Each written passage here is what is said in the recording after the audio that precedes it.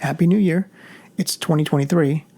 In this episode, I'm going to break down how supplement companies can grow in all this turmoil and give you my predictions for 2023. Welcome to Health Business Mastery, the Creative Thirst podcast. I'm your host, Bobby Hewitt. Every website needs traffic or visitors. Without visitors, they can't buy.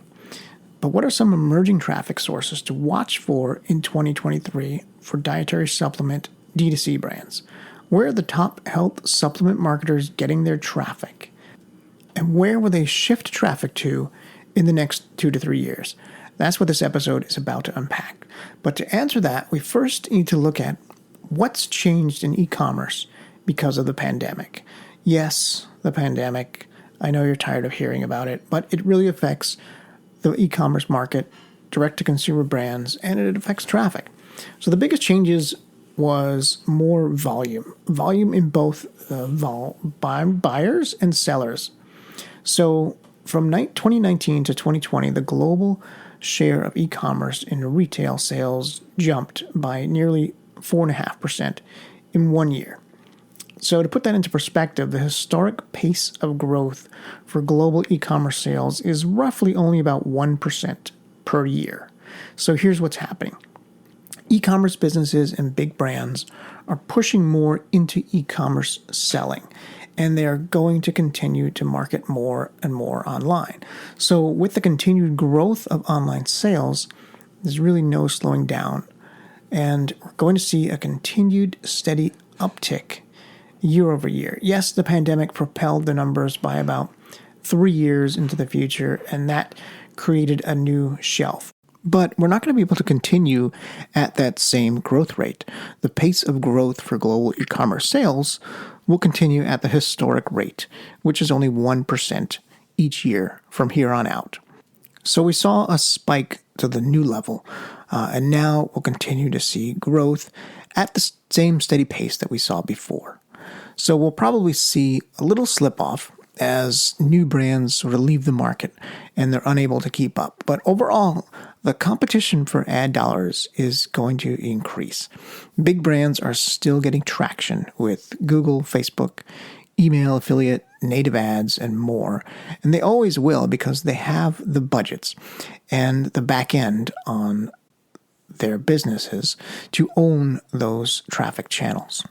But as more competition in the e-commerce space in general really has a few ramifications. So first, higher costs for digital advertising.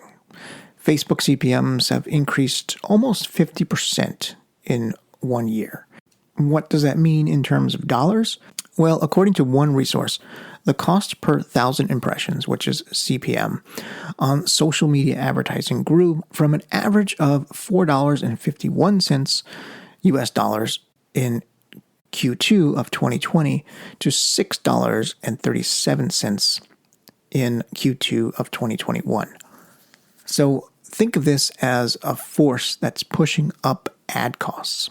This push up of ad costs is something that is not going to go away in 2023. But yet, at the same time, the number of people getting to your page is being pushed down due to compliance restrictions for supplement brands on social media platforms. And what can and can't say on Facebook is really very different than FDA compliance. Facebook wants to push direct-to-consumer supplement brands out and replace them with bigger marketing brand advertisers. Meanwhile, the conversion force is being pushed down, meaning that for D2C supplement brands, the buying force has been suppressed by Facebook for years, as they have restricted how you can sell supplements, what you can say and can't say. Again, they want brand advertisers on their platform. They want to keep a clean image. What that means is they're really forcing the supplement advertiser to just do incentivized discounts. They're stripping away all of the persuasion, all of the desire, all of the problem, and really restricting the marketing force that you can use on not just a Facebook ad or an Instagram ad, but also the landing page that you're taking your traffic to. That's suppressing conversions, while at the same time, like I mentioned, ad costs are going up. So the other thing that I'm seeing is on mobile. We've seen a steady increase in mobile shopping over the last 8 years, and I've seen a lift in mobile visitors even more so due to the pandemic. And mobile is another force that's pushing conversion down, as desktop actually typically converts better than mobile. Globally, the conversion rate for desktop is about 2.59% compared to 1.86% on mobile for e-commerce in general. Now, mobile conversion rate optimization, particularly the checkout experience, has been a priority of e-commerce websites for several years now. If you don't have it dialed in 2023, you need to make this a top priority for your business. Shopify and ClickFunnels do not have the best checkout experience for conversion. It's clean, yeah, the user experience is super, super clean, but it is also an area where it's different for supplement purchases than it is for regular e-commerce purchases. The supplement buyer needs a little bit more reassurance. And out of the box shopping carts on these platforms are not optimized for that. They're really just optimized for user experience. They're not optimized for trust. And if you've been listening to this podcast for any length of time, you know that I speak a lot about trust, belief, desire, and hope. This is the buyer framework for supplements that is my thesis and what really I've learned and came up with over the years when working with supplement clients. So let's get back to traffic. So there we have a mix of a few things kind of coming together. The ad dollars are not going as far as they once were anymore. The rising demands for paid ads due to more competition, not just with other supplement companies, but all e-commerce demands for traffic. The rising demands create rising paid ad costs as demand grows faster than supply. So that's driven up further as larger online businesses put more budgets into digital ads. Meanwhile, privacy policy changes have removed the ability to get really granular with ad tracking. So there's approximately 20% variance now between reporting and what Facebook says. Although Google's smart goals is actually a great workaround, but in the end, brands will have to make it up with higher budgets or moving to other ad platforms, which is a trend that's happening in the market right now. But higher ad costs on those platforms are bubbling up as well. And that is going to result in higher ad spend for 2023. On the other side of the business, there are rising costs. So increasing shipping costs for one. This has already happened in 2022 and will continue to 2023. And inflation. So at the end of the year of 2022, inflation was at 7.8%. And I know some people have been predicting it'll reach as high as 10%. I don't know. That seems a bit unrealistic to me. But in any case, inflation has already had an effect on prices, including cost of goods. So profit margin is getting squeezed. The rising costs will drive a lot of the supplement companies out of business that don't really have their conversions and average order value dialed in. So a lot of supplement brands will simply be priced out of the market in 2023 and 2024 as the market rebalances. And the bigger supplement companies that have their lifetime value will be able to take less margin today because they have their lifetime value dialed in. They have a higher lifetime value on a customer, so they'll be able to afford less return on ad spend today for a bigger share of that lifetime value tomorrow. So before that happens, though, there will be diversification. That's one prediction of mine into other traffic channels. So supplement companies, as well as all marketing companies, are going to look at other marketing traffic channels to get a better return on ad spend mix, a better ROI mix. Typically, a 7-figure supplement business is already using at least 3 channels or more. But for supplement companies that are under the 7-figure mark, I recommend just focusing on 1 in the past, but now I recommend focusing on 2 before you expand to more, and really dialing in those 2 to kind of hedge your bets. So how can you as a supplement company grow in all this turmoil? Well, I predict there will be a shift in traffic, in all supplement traffic.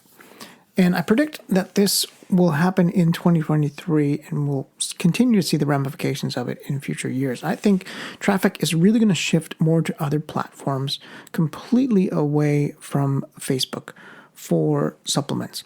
And I think it's going to shift towards 3 places: email, YouTube, and Google Shopping. And it's really difficult, however, to cut out social entirely. Even though I predict that it's going to move away from Facebook completely, social is really tough to cut out completely because it's such a large share of the market eyeballs. And maybe we'll move away from Facebook, but there's also other social platforms. Instagram, TikTok is one emerging one. There's hopefully going to be a new one in 2023 or 2024. I think we're ripe for a new ad platform, whether that be a new social platform or will it be Apple finally stepping up and entering the game. Who knows? But let's take a look at those 3 channels that I think you should look at moving your ad dollars to: email, YouTube, and Google Shopping. First, let's look at email. So the bad news is that the privacy trend is extending towards email. And I think it hasn't really hit yet. The GDPR was only the first start, and privacy restrictions in the email channel, I think, will result in a shift on that channel in 2022. But as a result, email will probably become more relationship orientated than transactional. So the need for more value add and more trust building emails will change the way supplement brands approach this channel in the new year, and really getting granular on the customers who want your emails and treating them differently than leads, for example, treating buyers differently than leads is going to become that much more important in 2023. And this may mean sending less emails or more relevant emails to some people. And really segmenting your list is going to become even more important than ever before, as well as pruning the unengaged subscribers while making a bigger effort to re-engage those that are less responsive. Now, of course, there's always the caveat that I like to tell my clients is that, segmentation on emails is the way to go. But if you're too small of an email list, if you have under a couple thousand emails, segmentation is not worth your time just yet. Wait till you get your email list bigger in order to reap the gains of that. So there's one channel that I think is going to explode as a result. But I'm reserving that actually for my paid supplement clients. So let's move on to the YouTube ad channel. YouTube has been the Wild West for a long, long time. So advertisers, especially direct response supplement advertisers, have been getting away with a ton on YouTube. And it's a great alternative to Facebook ads. My prediction for 2023 is that more ad dollars from supplement brands are going to shift here to YouTube for as long as it's good. And I think we have a good runway here by a few years, actually, while the getting is still good, before that channel gets either saturated or it gets kind of locked down, meaning that it doesn't work anymore for supplements, or it gets too crowded, or Google kind of locks it down and says we don't really want these brands advertising anymore. So the third channel is the Google Shopping ad channel. And ever since 2019, Google Shopping ad spend has actually been increasing It's increased quite a bit by about 38% from 2019 to 2022. And visitors from Google Shopping land on your page with a very high intent to buy. So e-commerce businesses in particular know this, and they know that shopping ads work far better than normal pay-per-click ads. So the only downside that Google Shopping has is that it's really just a big price comparison engine. So much like Amazon, it's a race to the bottom for the mid to lower funnel level advertisers. So in my opinion, it should absolutely be part of the ad channel traffic mix. Although, especially now, before it gets saturated, is the time to jump in. Although this channel is going to change how supplements are sold and shifting to a more hybrid e-commerce / direct response strategy versus a pure e-commerce play. And I'm already seeing my supplement clients move in this direction. I'm helping them move in this direction, and they are seeing success here because supplements are sold differently. People don't buy supplements the same way they buy other products. And that's where most supplement companies are lacking on that product detail page. They're just slapping up a standard e-commerce page, and they're not treating it like a hybrid page. So I'll get into that probably in another episode. But the third, actually, bonus traffic source is let's look at affiliates as a traffic channel to possibly double down on in 2023. So the best and the biggest direct response supplement brands have always used affiliates as one of their top traffic channels. Typically, 10 to 20% of a D2C supplement company's revenue comes from this channel. It's a good channel to balance out the rising ad costs that we're seeing and will continue to see for probably the next few years. So the pay-for-performance model is very attractive in this area of affiliates. But it's honestly not as an easy channel to just jump into cold. There's a lot more to it than just paying for performance. It's still very much a paid channel like any other, and it's not as easy as Google and Facebook ad platforms, meaning you can't just put in your credit card and have an ad up in a matter of minutes. You may need to prepay to get your offer sent by an affiliate, or even pay a make good if the email send for your offer didn't do well. And you'll need to do a ton of testing and optimizing before your offer is ready for an affiliate. Success with affiliates comes down to an already strong converting offer with cold traffic. And it's also who you know. The best affiliate deals are the ones that are made one-on-one. So it can be a slow channel to start with, extremely slow. And promoting other people's offers can go a long way, though, to establish a relationship, at least to start with smaller affiliates. And if they also have an offer of their own to promote, so if they don't, then that route is kind of off to you. The top tier affiliates have too many proven offers to accept a new unknown newcomer, so it's really hard to break in. You have to first build relationships through smaller affiliates and kind of work your way up the ranks. In the first year, I'd say it's all about laying down the relationship networking. But once you have the affiliate flywheel going, it can be a great source of additional buyers without having to deal with a lot of the mess that comes with the big traffic sources. But it's not free of mess either, right? There's lots to manage on the affiliate end. You have to provide email swipes, you have to provide email creative and ad creative and tracking links and other resources to really make it easy for affiliates to promote your offer. So let's recap. All the big traffic channels, Facebook, Google, YouTube, they've all matured to the point of saturation. The big non-supplement corporate brand advertisers have flooded those platforms, raising the ad prices and demand for ad inventory. So the shift toward greater privacy will also continue causing more attribution problems like we've seen on Facebook. And yeah, I'm pointing right at you, iOS 14. It might even lean back towards less direct response marketing and more brand marketing. Again, the pendulum going back towards that hybrid. I'm not sure, but I'm definitely seeing that working right now. But that's only a luxury that the big brands can afford, going full brand marketing, that is.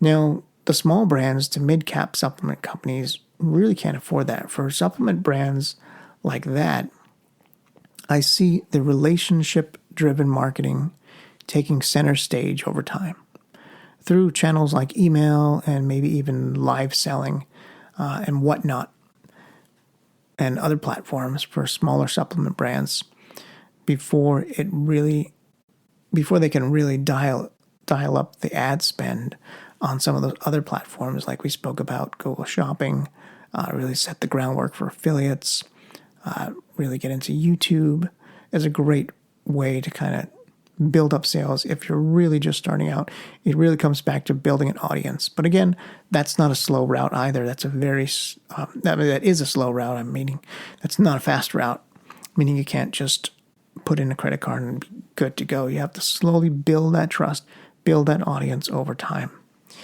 That recaps my predictions for 2023. Let me know what you think. Reach out to me at Bobby, BOBBY, at creativethirst.com. Creative Thirst is a direct response digital agency focusing on conversion rate optimization and A/B testing. We work with dietary supplement companies who are struggling to maximize the profitability of their funnels so they can scale. Through the last 7 years in the online health space, we've optimized many dietary supplement businesses. And in that time, we've uncovered the 3 critical funnels for success. We put together that information in a free digital download called The 3 Funnels Every Health Supplement Business Needs to Build a Multi-Million-Dollar Empire. You can get that free report by going to creativethirst.com. Scroll down to the appropriate section and click on the blue Get Your ebook button.